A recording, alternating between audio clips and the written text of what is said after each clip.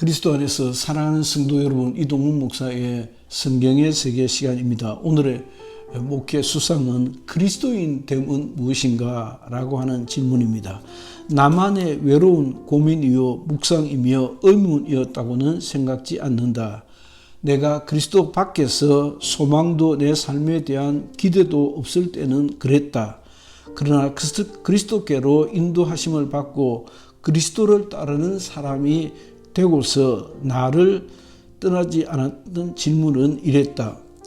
그래서 그리스도인이 어떻다는 것이냐라는 질문이었다. 질문은 끊임없이 다음 질문을 물어서 계속되었다. 무엇이 먼저다 할 것도 없는 중간 결론은 먼저 그리스도인이 된다는 것은 착한 사람이라든지 좋은 일을 하는 사람 내지는 좋고 착한 일을 해야만 되는 사람과 동격으로 이해되었다는 것이다.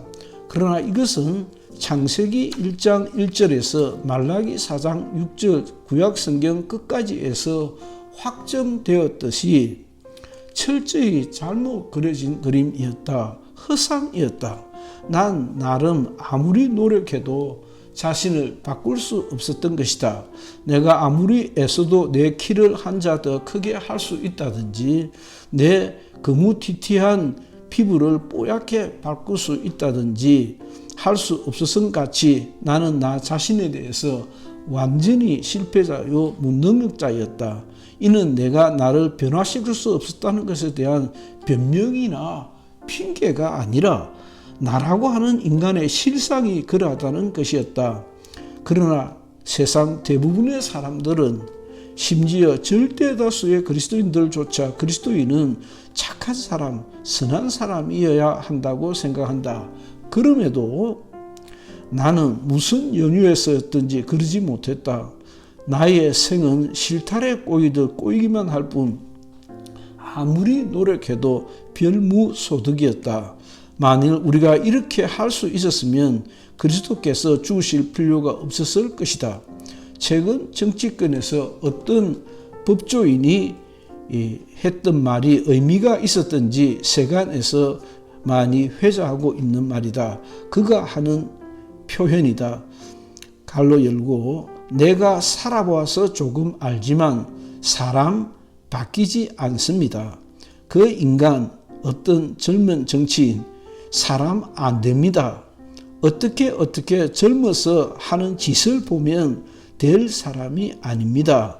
이 정도만 해도 대단한 진단이라는 생각이 든다. 사람은 참으로 바뀌지 않는다. 그러나 내가 이실직고 하는 것은 이 정도도 아니다. 보다 원초적이다. 사람은 본디 조금도 개량되어질 수 있는 존재가 아니다. 의인은 없나니 하나도 없다는 것이 구약성경 전체요 요약한 신학적 결론이다. 그래서 예수 오셔서 우리가 할래야 할 수 없었던 죄의 값을 지불하시고 우리 대신 죽으시고자 십자가를 지시고 이 놀라운 사실을, 이 역설적인 사실을 믿으면 값없이 구원을 주시겠다라고 하시고 믿으라, 예수 믿으라고 우리에게 말씀하신 것이다. 그런 의미 착한 사람 되어야 할 것처럼 하는 설교는 하나님의 말씀이 아니라 성경을 오독한 독초다. 그 말씀은 영혼을 절망케 하고 헛된 기대와 노력을 하게 하고 예수의 공로를 기대지 않는다. 법을 바르게 이해해야 한다. 아무리 애쓰고 달래고 노력해도 어느 것 하나 할 수 없는 존재이기에 강제하는 구속력이 있는 법이라는 것에 합의했던 것이다.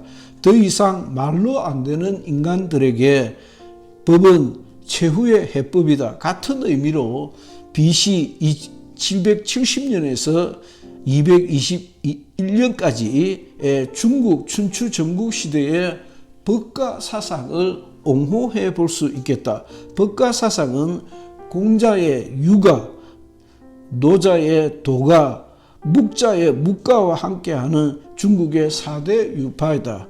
이 4대 유파에는 여러 사람들이 나타나기 때문에 그 등장인물은 다음 기회에 한번 소개해 드릴까 합니다.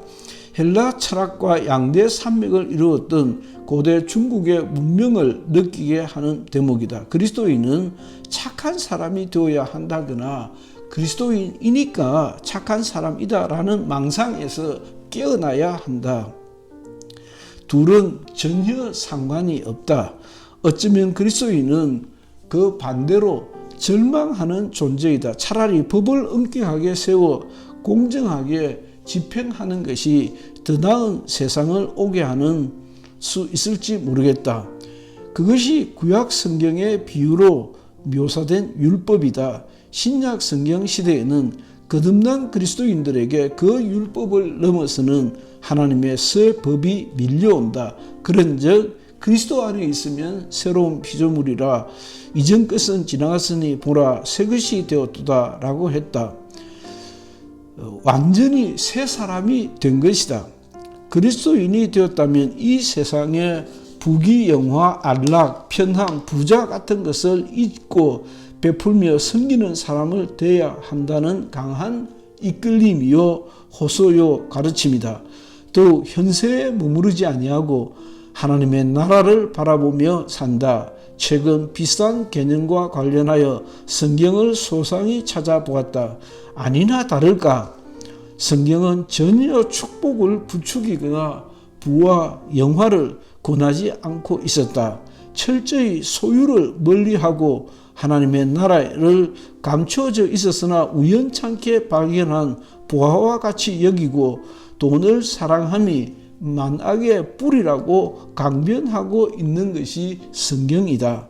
세상 교회와 엉터리 목사들이 오히려 순진한 성도들을 속이고 등쳐먹으며 미쳐 날뛰며 축복 같자는 축복을 남발하고 있는 것이 실상이다.